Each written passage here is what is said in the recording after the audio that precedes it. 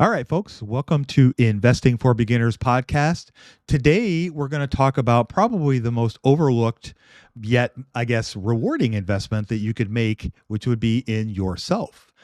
We haven't talked about this before, shame on us, but this is very important and this is something that we should definitely do. So, today we're going to a whole bunch, wide range of different topics of how you can invest in yourself to become not only a better investor, but also just a better person. So, with that, let's go ahead and dive in. So, I guess to you, what is the ROI of investing in yourself? What does that mean? It's such a huge ROI. There are a few things that is tough about our industry, what we teach. It's just hard truths. One of those is you could be the very best stock picker in the world, but if you only have $3 to invest, sorry, like you're just not going to build the kind of wealth you're hoping for. So you got to have money to invest. And then alongside that is you have to have skills to invest.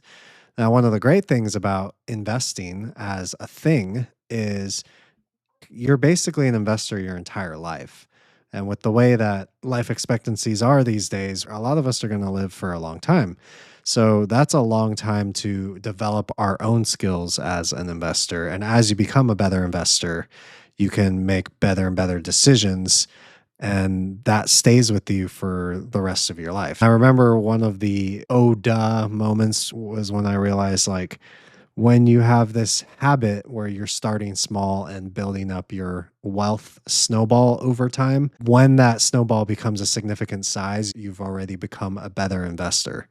So it's like, I'm glad I had the skills when I had, $100,000 rather than $100 I was putting into the market. So it's nice how that kind of works out too. Yeah, it is very nice how all those things will kind of coalesce at the time that you need them. I think this probably crosses all kinds of different areas, but I think a lot of people, when they think about investing, they think, "Oh, I if I wasn't born Warren Buffett, or if I wasn't born, somebody like a Jeff Bezos, then I can't do this," and that is completely the opposite. Now, can everybody dunk a basketball? Probably not. I know I can't, but there are certainly skills that you can learn to make you a better basketball player as well as make you a better investor. And I think, like anything else, the effort that you put into it will compound over time. And like money, your knowledge will compound as well. A lot of people think when they're born they're either a good investor or they're not. It is a learned skill. There's definitely uh, there's mindset shifts. There's mentality of how you think about things can certainly have an impact, but you can learn why this is a good way to grow your wealth. So why do we think that stock investing is the best investment? Like, of all the choices that we could choose from, why do you think that's the best? That's a great question. At its core, stock investing means being a part owner of a business. And all the great wealthy people that you'll see on the billionaires lists, they all are part owners of businesses. So, knowing that businesses generate more wealth than basically anything else over a very long time period, that's how it's been historically. That's likely how it will continue to be. And to use our two favorite words, compound interest, it all comes back to compounding. Businesses, as they grow bigger, they have more cash to be able to invest, and they can use that extra cash to build, and you see these businesses balloon up. And that's what they do. And so our stocks do the exact same thing in ways that bonds or a savings account can't do. Yes, you do get compounding with bonds or a savings account, but there's not that active reinvestment that can lead to optionality, that can lead to Amazon being an online retailer and now it's a major cloud hyperscaler. Those kinds of things happen when companies invest in themselves. And by the way, when the people who are in those companies invest in themselves as well, you build yourself the skills. You have to put the work, the time, oftentimes the money into things to put yourself in a situation to succeed. But it's by doing those things that you often see these great stories of individuals and businesses that grow in extraordinary ways. Yeah, that is so true. And as I'm doing more and more research on companies, and trying to find great investments, you start reading these bios of some of the people that lead some of these companies, and sometimes it can make you feel like you haven't done anything because they have these amazing track records and these amazing stories of all the things that they've gone through and they've learned and learned and learned and learned. And yes, some people when they're maybe in their late 40s, early 50s can become a CEO of a company and become another CEO and so on and so on, but it's the other 20 or 30 years of experience working and learning in those fields that they build this knowledge, and that's really where they become these great people. So that kind of wants me to segue into what I think we should talk about next is how do we build your knowledge base? Like if you're going to invest in yourself, how do you start to build your knowledge base? I've talked about one of the best early investments I've ever made, and it was not a stock. It was a subscription to Audible. Audible is an Amazon product, and you can get one new audiobook every month. And that has been amazing. And there's something about like only having one to pick that makes you a little more intentional with your learning. And I think for me that was really great. One of my longtime heroes, Pat Flynn. He's a great podcaster. He talks about entrepreneurship. He talks about just in time learning. And having a path of just in time learning is something that can be activated by a subscription like an Audible. So for me, it was turbocharging my learning, especially in a place where, as we've talked about on the show before, I don't have a background in finance. Dave doesn't have a background in finance. We had to learn everything from the ground up. And oftentimes I found myself 2 years down the line being like, oh, really? I didn't learn that one plus one equals two. That kind of stuff shows up all the time when you're self taught. But I guess the benefit of that is you start to learn different ways that you can learn effectively. And for me, having an Audible subscription, having a reading habit, for me, it was audio wise, but having that habit really helped increase my skills in a very short time period. What about you? Yeah, that I have not been a big fan of listening to books generally, so I prefer to air quote read them. So having a library card, any city I've ever lived in, one of the first things I always have done is go get a library card because I love to read and I love to read books. I've always been a huge fan of since I was a little kid. My mom tells me stories of me going to the library and checking out like 12 books and taking them home. And then I would go down to my room and then I would just sit there and read. And so I've always loved to read. I think any kind of field that you want to get into, there are opportunities to learn and better yourself by reading. There's lots of information that you need to consume to get better at anything. That was a really big, that's always been a big investment for me. Now, when I lived in Chicago, it was pretty awesome because obviously huge city, huge network of libraries. And once you were part of one, you could go to any of them and you had access to just about anything you wanted. Now, where I live, a smaller town in North Carolina, yeah, that was a bit of a downshift. I've had to learn to adjust to that. But I think, when we talk about like specific books or whatnot, I think the library is a great place to go find them. And if you're not a reader, if you're more of an Audible person, obviously Audible is a great choice, but the library has audiobooks as well. And you also can get audiobooks from Spotify. If you have a Spotify premium account, they have books now, and just about all the big name books that you'll come across in the investing world, Intelligent Investor, Common Stocks and Uncommon Profits. Those books are available on Spotify. Another book that I think would be a good one for everybody, just in general, to help develop better habits would be Atomic Habits by James Clear. It's a book I've read several times, and it's a fantastic book. And that is also available in libraries and Audible on Spotify, just about anywhere you find. Those are fantastic places. What are some other tools or places you could go to continue your education, if you will? You can read 10Ks. You could. Yeah. Yeah.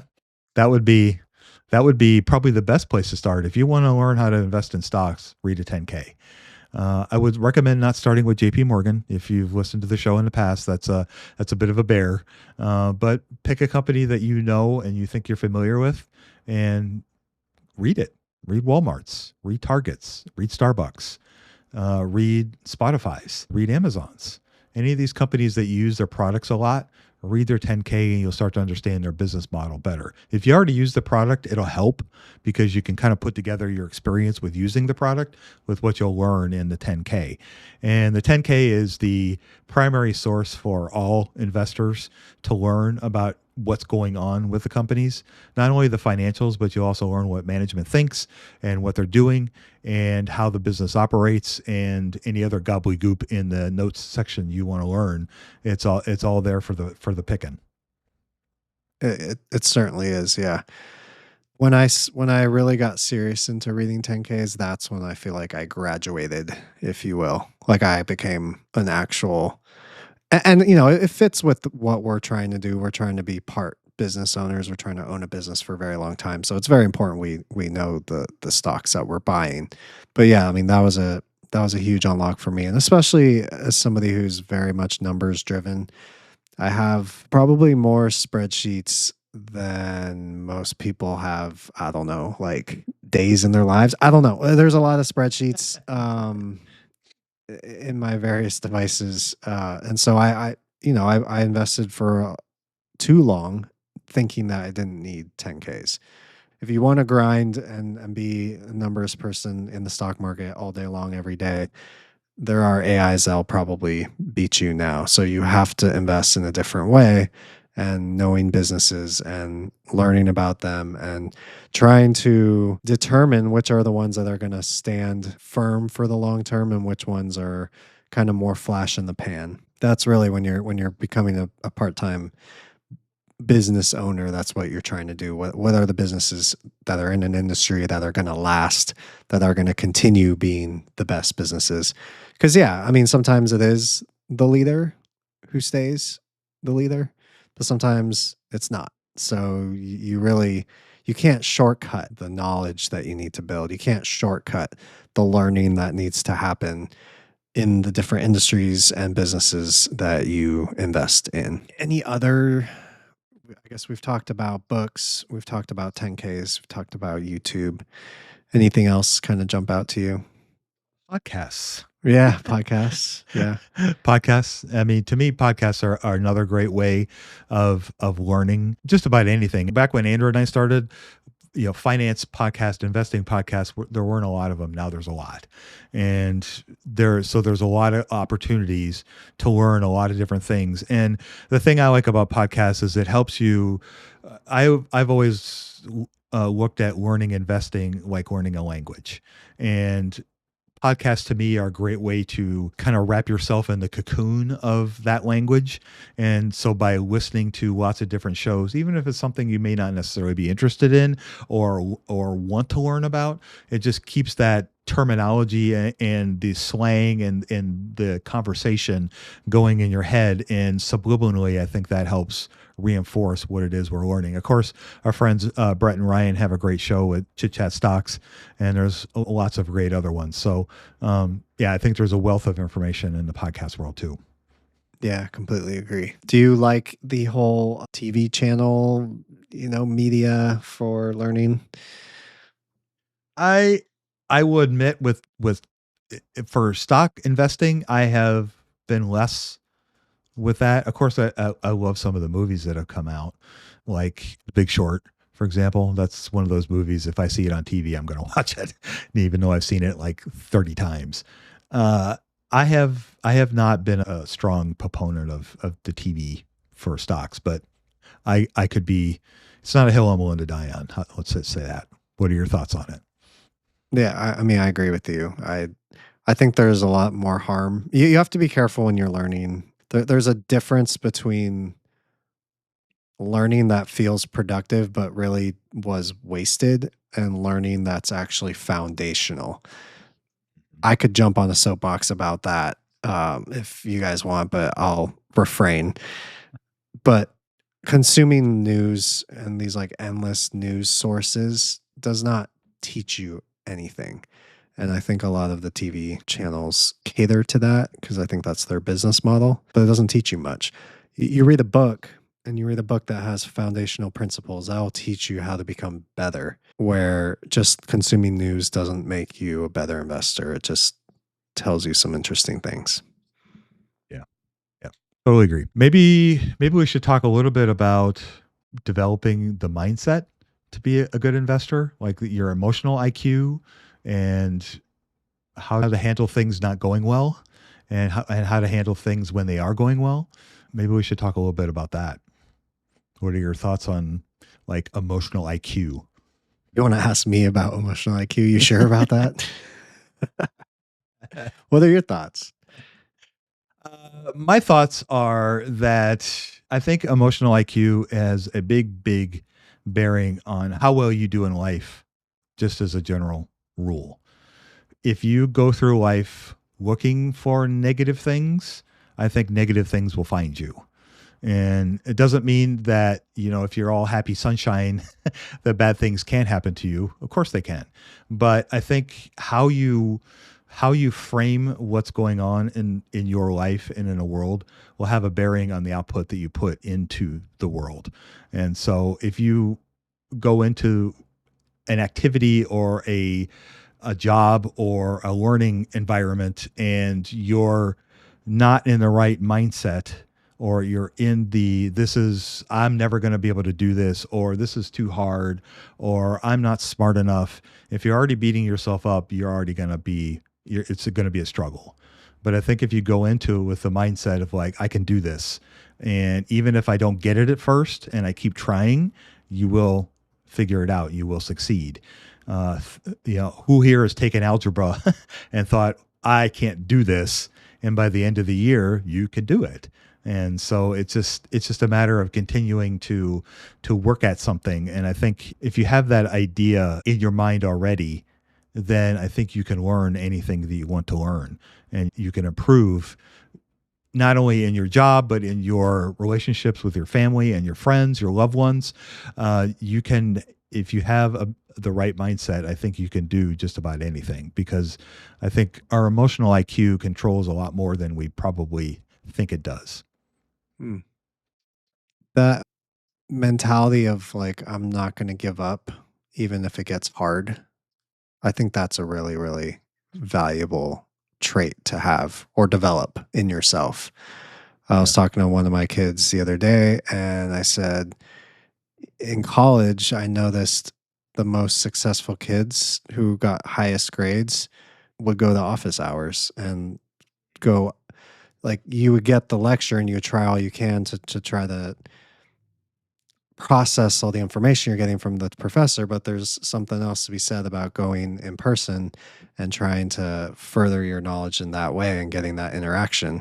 And I use that as an example for, if you don't understand it at first, keep working at it, and you can eventually understand it.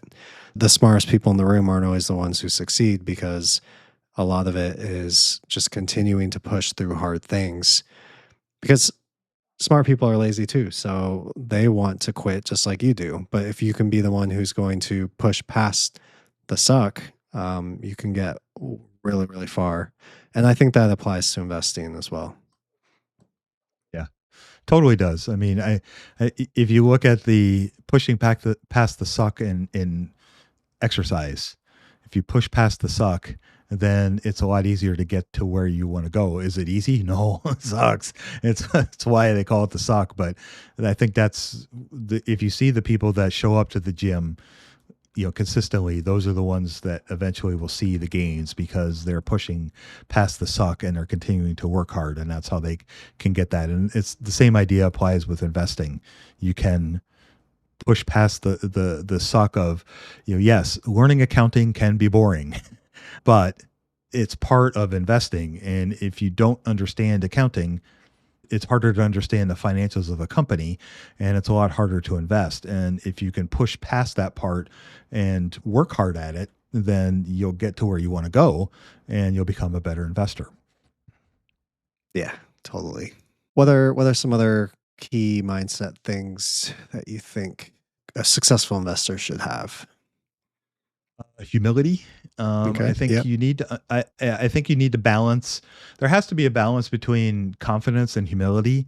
It's hard to do, and I think if you look on social media, you can see examples of the extremes.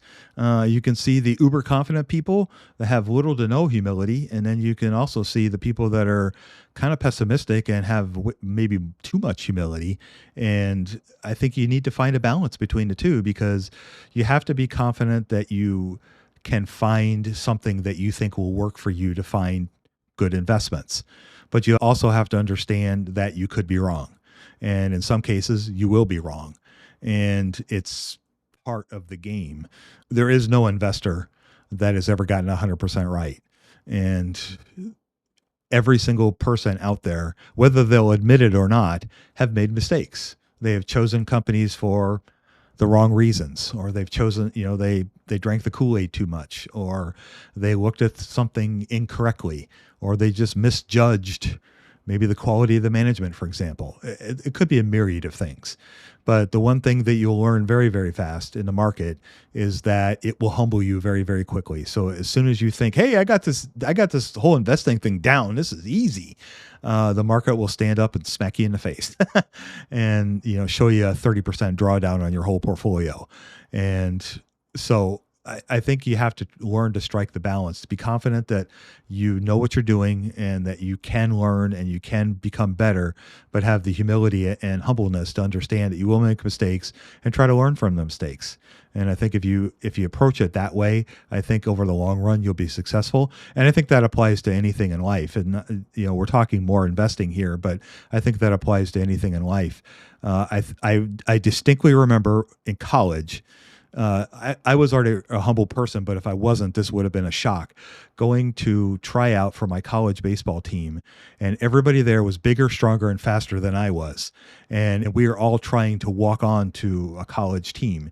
And it was humbling to see these guys that were just amazing athletes, bigger and faster. And like, how can I compete with these guys? But, I tried. And it was a great experience, but it was also very humbling. It opens your eyes that whatever little sand pile or whatever pond you're swimming in, you may be the biggest fish there, but you go to another pond, there may be other bigger fish. And so I think if you have that humility about, yeah, I'm good, but I also understand there will be people better, but it doesn't mean I won't keep trying. And I think if you approach it with that idea and that mindset, I think you can be successful. I love that. Yeah, completely agree with that. And yeah, you'll just make better decisions if you're having that humility and saying, where am I wrong here? How can I do more work to figure out where my thesis is wrong, where my logic is wrong, and where could improve as an investor? That can all be opportunities for growth rather than just thinking you have it all figured out and you're just going to stay stagnant. And we all know what happens when you do that. One last one I'd like to throw on top of that. I think patience. This is hard. I struggle with this. Maybe not so much in the stock market, but just in life, it's very hard to be patient. We all know that. And I don't know if I have a great antidote for that. I'm sorry. But if you want to be a good investor, you need to learn to be patient because a great company or a great stock might grow at 11 or 12% a year. If you think about the magnitude of what that means, that's almost like watching paint dry because you have to wait 6, 7 years for the money to double. And then you look on social media and people are allegedly doubling their money in, 60 seconds or whatever it is. Once you get down that trap of being impatient in the stock market, you start to take unnecessary risks. You start to jump into things you don't understand and you don't really enjoy the process, I don't think. I think a lot of the FOMO drives a lot of dissatisfaction. And so it's like this double-edged sword of dissatisfaction and also poor investing results.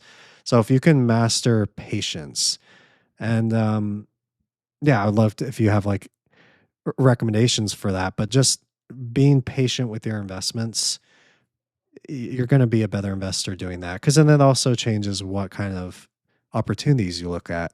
as much as people might hate hearing the Aesop's fable of the tortoise and the hare, there is a lot of truth to that in the business world too. So it is an important thing to learn as an investor. Yeah, it's a very important thing, and it's a hard lesson. It's a hard trait to. I struggle with patience as much as the next person. I get in a car and I become the most impatient person in the entire world. I can sit on a stock forever, but if I get in a car, then it's like, all bets are off. So I think for for me, I think the way you can develop some patience is understanding who and what you are as an investor, and trying to play the game that you are best suited to play. I think that can help develop some patience. To your point, you look at a company like a Visa. Visa grows at 10, 11, 12% a year. In today's world, that's paint drying. It's watching the grass grow. It's boring. I had somebody on social media, asking me questions about this a few days ago, and their comment was, "It's really hard to watch a company of their magnitude not growing faster." And yes, I don't disagree, but the same token, it's part of the game, and I understand that the companies that I'm investing in, whether it's a Visa or whether it's a Microsoft or whether it's a Google, they may, some of these companies will grow faster than others, and maybe at different times of their lifespans, they'll grow faster than others. And who isn't to say that Visa will grow faster in 5 years? Something that they may invent that we aren't even thinking of, that could, revolutionize the industry, and now they're growing faster all of a sudden. I think that's just part of the ebbs and flows of investing. And especially today, I think with our, I hate to generalize, but I'm going to anyway, the TikTok generation, if you will, we've gotten this 30-second gratification itch, that if something isn't immediately successful, it's a disaster and we're out. The counterfactual to that is investing. When you're investing, that's when you buy companies and you're holding them, you're buying a business, and businesses don't, yes, some will go up into the right very quickly, but it's rare and it's not going to happen all the time. And that's a different game to play. And that's not the game that we're trying to play. And I would hazard, if you've listened to the show for more than one or two episodes, it's not the game you want to play either.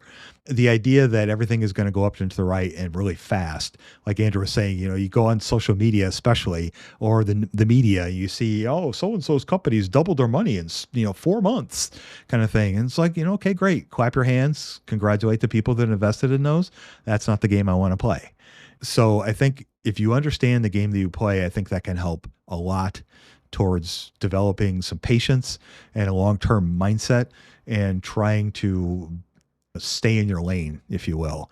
It's okay to venture out a little bit once in a while, push the edges of the lane, but if you stay more in your lane, I think you'll have a better chance of being patient and having a long-term mindset. And I think that those are some of the keys to success in the investing world. Yeah, love it. Do you want to talk tools? What kind of tools should investors put in their tool belt so that they can become better investors? How do you invest in yourself using tools? Like if I'm going to go cut a tree down, it's a lot easier if I've got a really long chainsaw instead of a hand saw. So Yeah, right. is it similar in investing? Can we make that leap? I think you can, to a certain extent. I think the first tool you need to have is you have to have an understanding of accounting. Mhm. It's not sexy, and it's not, it's not fun. But it maybe is to some people. I shouldn't say that, but you need to have an understanding of accounting. Warren Buffett said, I'm going to paraphrase, accounting is the language of business. And if you don't understand it, being a good investor is going to be a lot harder. And so you need to understand accounting. So whether that's you do it through a school, whether it's you do that through bookwork, or whether that's doing it like Andrew and I did, piecing it together, reading through 10Ks. Our website, einvestingforbeginners.com, has a lot of great information there that's accounting related. So you can learn what the terminology is, how to read a financial statement, how to read an income statement, balance sheet, cash flow statement, so on. Those are great resources. YouTube is a great resource again. So I think however you want to learn accounting, you need to learn it. That's a tool you have to have if you want to become an investor. What's another tool that you would suggest that you've used in the past that was helpful for you? I would say you have the accounting foundation. Now, find you something that puts it on your screen in a nice way. So for me, and that's been quickfs.net or fiscal.ai. Yahoo Finance, you could even, I guess, or Seeking Alpha if that really floats your boat. But something where you have access to a lot of data and you can see it and it's organized.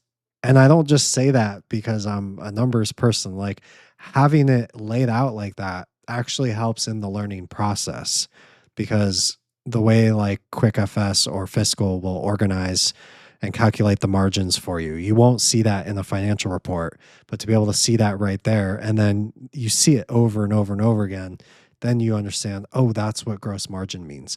So again, being self-taught, there are things you don't know that you don't know. And having these tools that were designed by people who were stock pickers themselves, right?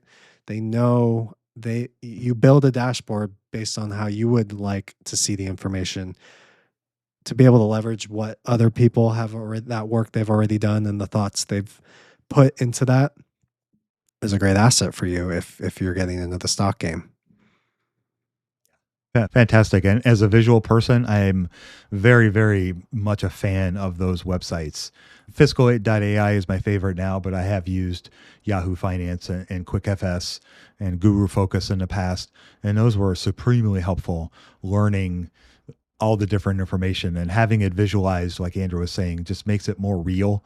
Like you can read, you have to read the 10K, and it's good to read that information, but for me to go look at it, to see what the revenue chart looks like over a longer period of time, to see what the debt looks like over a longer period of time, that to me it makes it more impactful. So big fan of those kinds of websites to visualize that stuff. I think another tool that you probably need to use, which I am not fluent in, but I know enough to be dangerous, and that is the good old Excel spreadsheet. I think that can be very, very helpful to calculating different formulas and whatnot.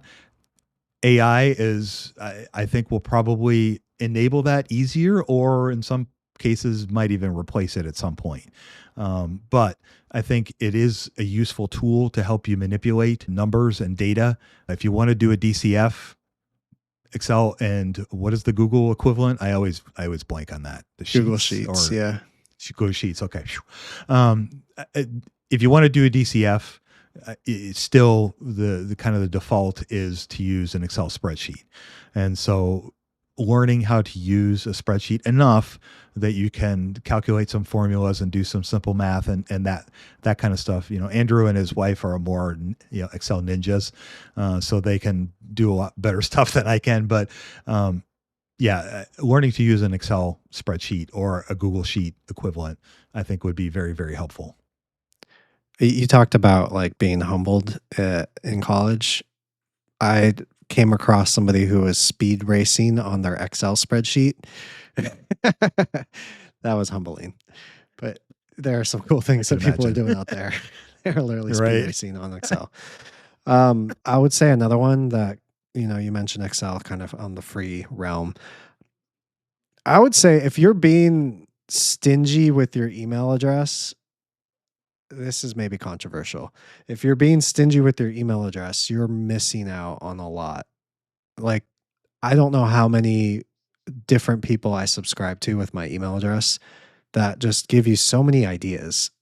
There's no way you can cover hundreds, thousands of stocks all at once. So why not leverage other people who are doing that and are alerting people when they're seeing ideas and seeing different stocks? And a lot of times, a lot of that stuff's free.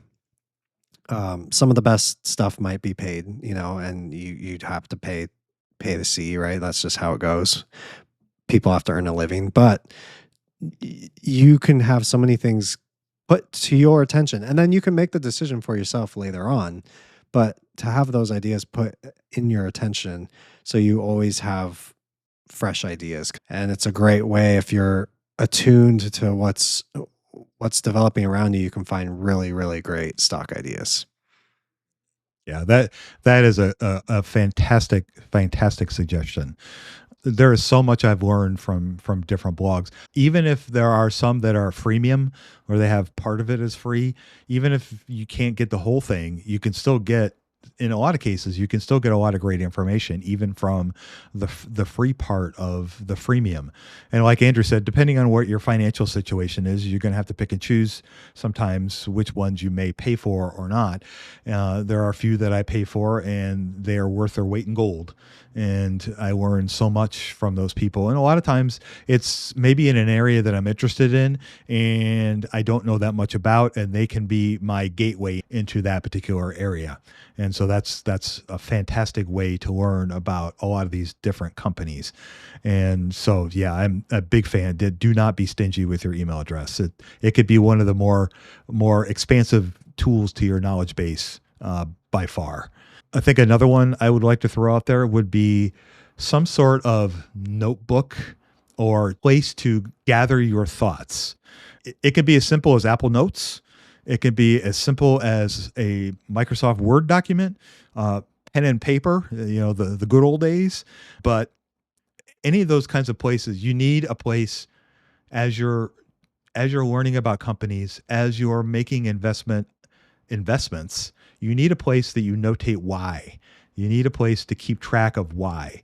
We all think that we remember, oh, I know why I bought Microsoft. No, we don't.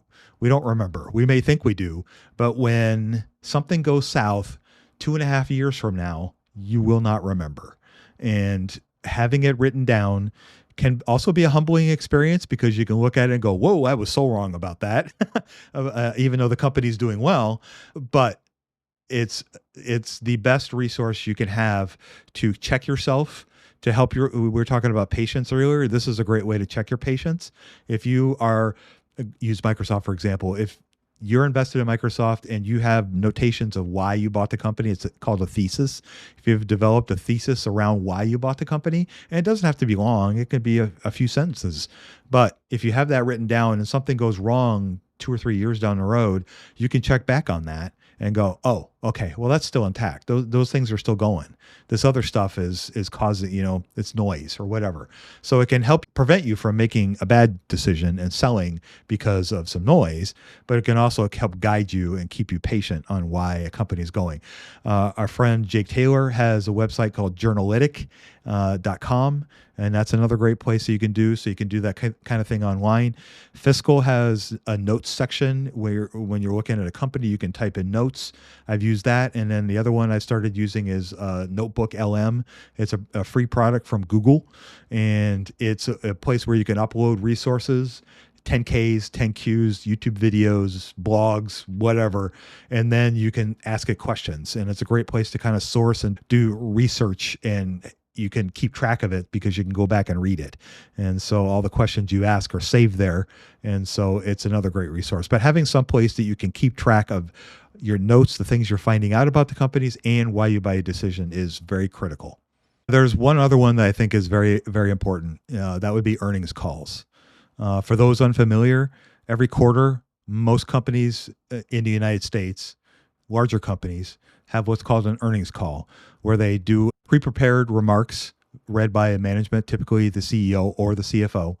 And then they'll have a Q&A session with analysts that are assigned to cover that particular company or that particular industry. And these are done quarterly, along with the 10Q that every company that's publicly traded has to report. Not every company will have an earnings call. Smaller companies, small caps, micro caps, for the most part, don't have these. But anything that's a larger company will have an earnings call. And these are great resources to really hear what management thinks. You can read all the stuff you want, but sometimes it's the tone that the management is using. Sometimes it's the questions or the litany of questions that analysts ask. If analysts are focusing all their attention on one particular item about a company, you bet your bottom dollar that's kind of an important thing to understand about what's going on with the company, and you want to know what management thinks about it.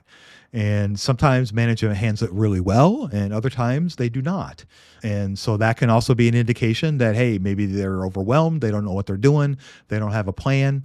These can be all indicators of a good or bad company. So you can learn a wealth of information beyond just the words that are said and the information that they share. You can learn a lot from earnings calls, and those are very, very important to listen to. I've never bought or sold anything based on an earnings call, but it certainly is information I've used to help guide future research and possible decisions.